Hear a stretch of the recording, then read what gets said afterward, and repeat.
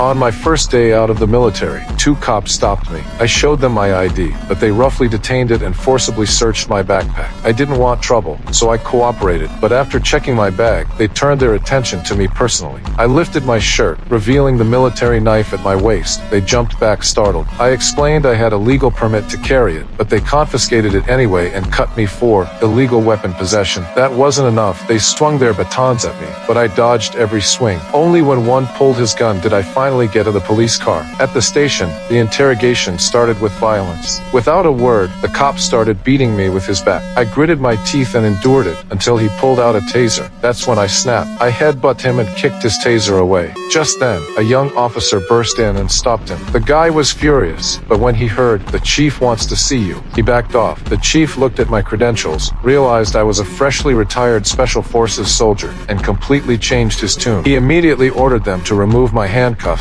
return my belongings, and even invited me into his office to apologize.